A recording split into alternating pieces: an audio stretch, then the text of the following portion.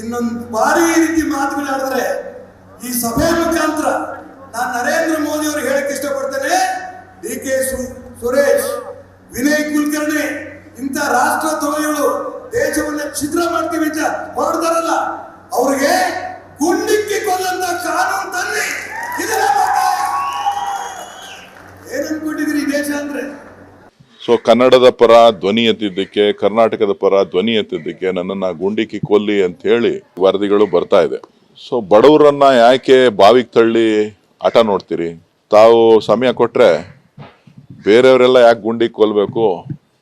ಈ ಕನ್ನಡದ ನೆಲಕ್ಕೋಸ್ಕರ, ಕನ್ನಡಿಗರಿಗೋಸ್ಕರ ನಾನೇ ಬಂದು ನಿಮ್ಮ ಮುಂದೆ ನಿಂತ್ಕೋಬೇಕು ಅಂತಿದ್ದೀನಿ. ಸಮಯ ಕೊಡ್ತೀನಿ, ತಿಳಿಸ್ತೀನಿ, ಬಂದು ನಿಲ್ತೀನಿ. ದಯವಿಟ್ಟು ನಿಮ್ಮ ಆಸೆ ಈಡೇರಿಸ್ಕೊಂಡು ನಿಮ್ಮ ನಾಯಕರಿಗೆ ಶಬಾಷ್ಗಿರಿ ತಗೊಳ್ಳಿ ಅಂತೇಳಿ ನಾನು ತಮ್ಮಲ್ಲಿ ಮನವಿ ಮಾಡ್ತೀನಿ. ಈ ಡಿ.ಕೆ. ಸುರೇಶ್ ಹೇಳಿದ ಮಾತನ್ನ ನಾನು ಒಪ್ಪಲ್ಲ ಅಂತ ಕರ್ನಾಟಕ ರಾಜ್ಯದ ಮುಖ್ಯಮಂತ್ರಿ ಸಿದ್ದರಾಮಯ್ಯನವರು ಕೂಡ ಹೇಳಿದರು. ನಿಜಕ್ಕೂ ಕೂಡ ನಾನು ಎಚ್.ಕೆ. ಪಾಟೀಲ್ರಿಗೆ ಸವಾಲು ಹಾಕ್ತೇನೆ. 24 ಗಂಟೆ ಅಲ್ಲ, ನೀವು ಎಷ್ಟು ಬೇಕಾದ್ರೂ ಸಮಯ ತಗೊಳ್ಳಿ, ನೀವು ಇದನ್ನ ಕೇಸ್ ನನ್ನ ಮೇಲೆ ಹಾಕಬೇಕು. ಇದು ನನ್ನ ಸವಾಲು ನಿಮಗೆ. ಕೋರ್ಟಲ್ಲಿ ನಿಮಗೆ ಛೀಮಾರಿ ಆಗ್ತಾರೋ, ರಾಷ್ಟ್ರಭಕ್ತರಿಗೆ ಛೀಮಾರಿ ಆಗ್ತಾರೋ ಗೊತ್ತಾಗತ್ತೆ. ಗುಂಡಿಕ್ಕಿ ಕೊಲ್ಲಬೇಕು ಅಂತ ನೋ ಎಸ್, ಗುಂಡಿಕ್ಕಿ ಕೊಲ್ಲಬೇಕು ಅಂತ ಕಾನೂನು ತರಬೇಕು ಅಂತ ನಾನು ಹೇಳಿರೋದು. ನರೇಂದ್ರ ಮೋದಿ ಪ್ರಾರ್ಥನೆ ಮಾಡಿರೋದು, ಯಾರು ಈ ರಾಷ್ಟ್ರ ವಿಭಜನೆ ಮಾಡ್ತಾರೆ ಅಂಥವ್ರನ್ನ ವಿಭಜನೆ ಮಾಡೋಂಥ ಪ್ರಯತ್ನ ಮಾಡ್ತಾರೆ ಅಂಥವ್ರ ಬಗ್ಗೆ ಗುಂಡಿಕ್ಕಿ ಕೊಲ್ಲಬೇಕು ಅನ್ನೋಂಥ ಕಾನೂನು ತನ್ನಿ. ಇದನ್ನ ನಾನು ನರೇಂದ್ರ ಮೋದಿಗೆ ಪ್ರಾರ್ಥನೆ ಮಾಡಿದ್ದೇನೆ.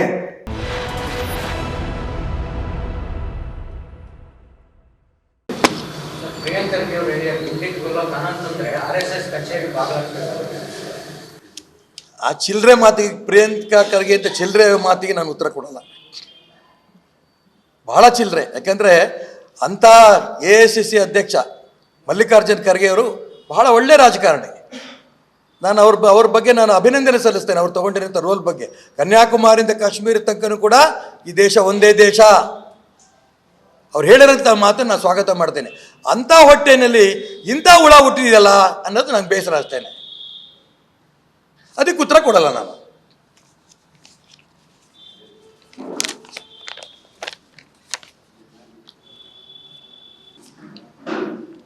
Yes sir.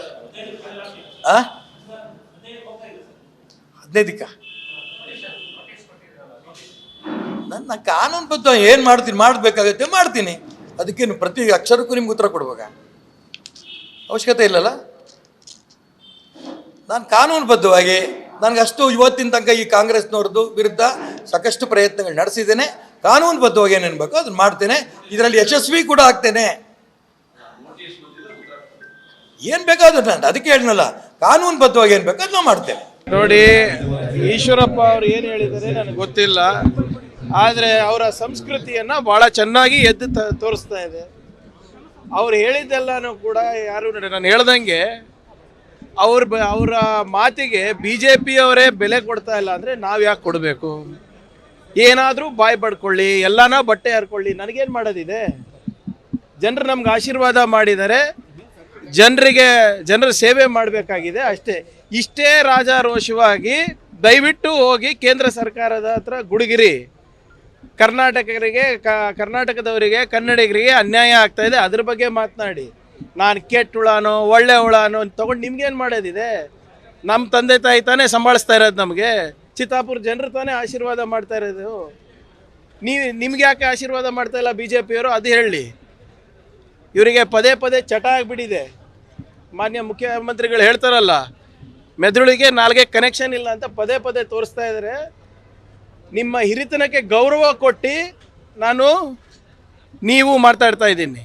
ಅಕಸ್ಮಾತ್ ನಿಮಗೆ ಬೇರೆ ಭಾಷೆನಲ್ಲೇ ಅರ್ಥ ಇದ್ದರೆ ಮರಿಬೇಡಿ, ನನ್ನ ಮೈನಲ್ಲೂ ಅಂಬೇಡ್ಕರ್ ಅವ್ರ ರಕ್ತ ಹರಿತಾ ಇದೆ.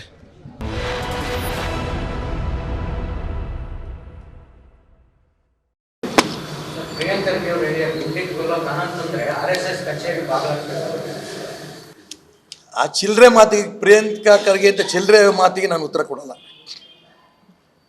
ಬಹಳ ಚಿಲ್ಲರೆ. ಯಾಕಂದರೆ ಅಂಥ AICC ಅಧ್ಯಕ್ಷ ಮಲ್ಲಿಕಾರ್ಜುನ್ ಖರ್ಗೆ ಅವರು ಬಹಳ ಒಳ್ಳೆ ರಾಜಕಾರಣಿ. ನಾನು ಅವ್ರ ಬಗ್ಗೆ ನಾನು ಅಭಿನಂದನೆ ಸಲ್ಲಿಸ್ತೇನೆ. ಅವ್ರು ತೊಗೊಂಡಿರೋಂಥ ರೋಲ್ ಬಗ್ಗೆ. ಕನ್ಯಾಕುಮಾರಿಯಿಂದ ಕಾಶ್ಮೀರ ತನಕನೂ ಕೂಡ ಈ ದೇಶ ಒಂದೇ ದೇಶ. ಅವ್ರು ಹೇಳಿರೋಂಥ ಮಾತನ್ನು ನಾನು ಸ್ವಾಗತ ಮಾಡ್ತೇನೆ. ಅಂಥ ಹೊಟ್ಟೆನಲ್ಲಿ ಇಂಥ ಹುಳ ಹುಟ್ಟಿದೆಯಲ್ಲ ಅನ್ನೋದು ನಂಗೆ ಬೇಸರ ಅಷ್ಟೇನೆ. ಅದಕ್ಕೆ ಉತ್ತರ ಕೊಡಲ್ಲ ನಾನು.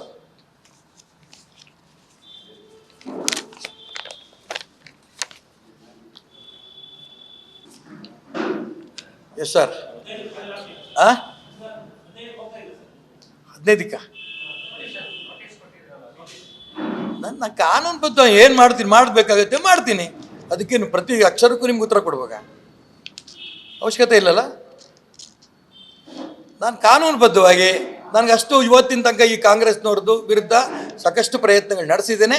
ಕಾನೂನುಬದ್ಧವಾಗಿ ಏನೇನು ಬೇಕೋ ಅದನ್ನು ಮಾಡ್ತೇನೆ. ಇದರಲ್ಲಿ ಯಶಸ್ವಿ ಕೂಡ ಆಗ್ತೇನೆ. ಏನು ಬೇಕಾದ್ರೂ ನಾನು ಅದಕ್ಕೆ ಹೇಳಿದ್ನಲ್ಲ, ಕಾನೂನುಬದ್ಧವಾಗಿ ಏನು ಬೇಕೋ ಅದನ್ನ ಮಾಡ್ತೇನೆ.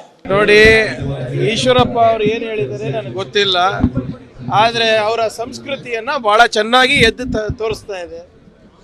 ಅವ್ರು ಹೇಳಿದ್ದೆಲ್ಲನೂ ಕೂಡ ಯಾರು ನಾನು ಹೇಳ್ದಂಗೆ ಅವರ ಮಾತಿಗೆ BJP ಅವರೇ ಬೆಲೆ ಕೊಡ್ತಾ ಇಲ್ಲ ಅಂದರೆ ನಾವು ಯಾಕೆ ಕೊಡಬೇಕು? ಏನಾದರೂ ಬಾಯಿ ಪಡ್ಕೊಳ್ಳಿ, ಎಲ್ಲಾನ ಬಟ್ಟೆ ಹರ್ಕೊಳ್ಳಿ, ನನಗೇನು ಮಾಡೋದಿದೆ? ಜನರು ನಮ್ಗೆ ಆಶೀರ್ವಾದ ಮಾಡಿದ್ದಾರೆ, ಜನರ ಸೇವೆ ಮಾಡಬೇಕಾಗಿದೆ ಅಷ್ಟೇ. ಇಷ್ಟೇ ರಾಜಾರೋಷವಾಗಿ ದಯವಿಟ್ಟು ಹೋಗಿ ಕೇಂದ್ರ ಸರ್ಕಾರದ ಹತ್ರ ಗುಡುಗಿರಿ. ಕರ್ನಾಟಕದವರಿಗೆ ಕನ್ನಡಿಗರಿಗೆ ಅನ್ಯಾಯ ಆಗ್ತಾ ಇದೆ, ಅದ್ರ ಬಗ್ಗೆ ಮಾತನಾಡಿ. ನಾನು ಕೆಟ್ಟ ಹುಳನೋ ಒಳ್ಳೆ ಹುಳನೋ ತೊಗೊಂಡು ನಿಮ್ಗೇನು ಮಾಡೋದಿದೆ? ನಮ್ಮ ತಂದೆ ತಾಯಿ ತಾನೇ ಸಂಭಾಳಿಸ್ತಾ ಇರೋದು, ನಮಗೆ ಚಿತ್ತಾಪುರ ಜನರು ತಾನೇ ಆಶೀರ್ವಾದ ಮಾಡ್ತಾ ಇರೋದು. ನಿಮ್ಗೆ ಯಾಕೆ ಆಶೀರ್ವಾದ ಮಾಡ್ತಾ ಇಲ್ಲ BJP ಅವರು? ಅದು ಹೇಳಿ. ಇವರಿಗೆ ಪದೇ ಪದೇ ಚಟ ಆಗಿಬಿಟ್ಟಿದೆ. ಮಾನ್ಯ ಮುಖ್ಯಮಂತ್ರಿಗಳು ಹೇಳ್ತಾರಲ್ಲ, ಮೆದುಳಿಗೆ ನಾಲ್ಗೆ ಕನೆಕ್ಷನ್ ಇಲ್ಲ ಅಂತ ಪದೇ ಪದೇ ತೋರಿಸ್ತಾ ಇದ್ದಾರೆ. ನಿಮ್ಮ ಹಿರಿತನಕ್ಕೆ ಗೌರವ ಕೊಟ್ಟು ನೀವು ಮಾತಾಡ್ತಾ ಇದ್ದೀನಿ.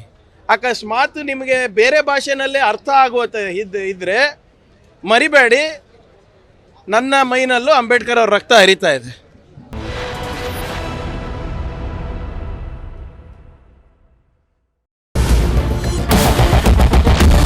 ಕ್ಯಾಪ್ಟನ್ ಅರ್ಜುನ್ ಕೊಂದಿದ್ದು ಯಾರು? ಅವ್ರ ನರೇಟಿವ್ ಎಲ್ಲಿಗೆ ತಂದಿಟ್ಟಿದ್ದಾರೆ ಅಂತಂದ್ರೆ ಸಂಪತ್ತನ್ನ ಹಂಚಿಬಿಡೋದು ಅಂತ.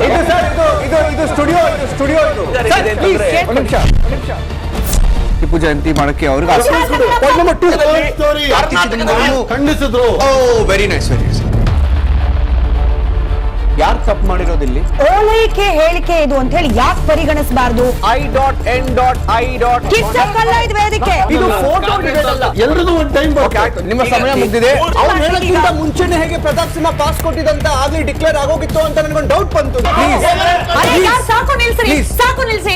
ಕೆಟ್ಟ ಪದ ಬಳಕೆ ಕಾಂಪಿಟೇಷನ್ ಇಟ್ಟಿಲ್ಲ ನಾವಿಲ್ಲಿ.